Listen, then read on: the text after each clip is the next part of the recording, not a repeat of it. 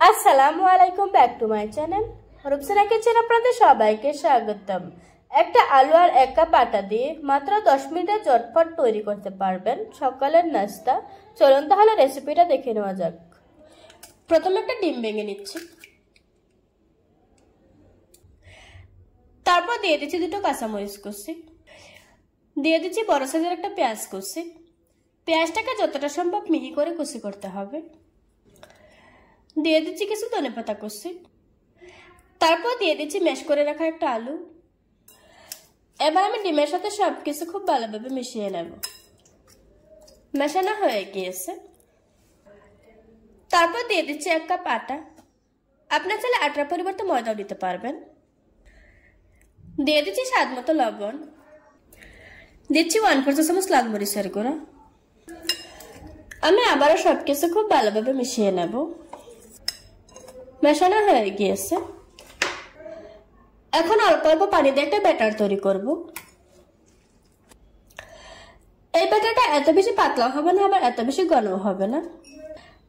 তার জন্য অল্প অল্প পানি দিতে হবে আর মেশাতে হবে। আমি একটা হ্যান্ড উইক্স দিয়ে মিশিয়ে নিচ্ছি, এতে করে কোনো লাম্পস থাকবে না। ব্যাটারটা তৈরি করা হয়ে গিয়েছে, ঠিক এরকম হয়েছে। এত বেশি পাতলাও না, আবার এত বেশি ঘনও না।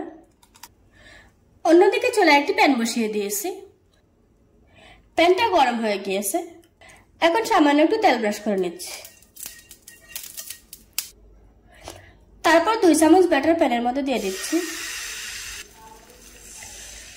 আর এভাবে করে ছড়িয়ে দিচ্ছি। নিচের পাশটা শক্ত হয়ে এসেছে, এবার আমি উল্টিয়ে দিচ্ছি। নাস্তাটার উপরে আবার সামান্য একটু তেল ব্রাশ করে দিচ্ছি। চুলার আঁচ মিডিয়ামে রেখে উল্টিয়ে পাল্টিয়ে নাস্তাগুলিকে খুব ভালোভাবে ভেজে নেব। এখন আমি নাস্তাগুলিকে এভাবে করে চেপে চেপে ভেজে নিচ্ছি। আপনারা দেখতেই পাচ্ছেন নাস্তাটা কিন্তু ফুলতে শুরু করেছে। কিছুক্ষণ ভেজে নেওয়ার পর এখন খুব সুন্দর একটা কালার এসেছে। এবার একটা প্লেটে তুলে নেব। এভাবে করে আজকে আমি সবগুলি নাস্তা বানিয়ে নেব। দেখুন বন্ধুরা, আমার নাস্তাগুলি বানানো হয়ে গিয়েছে।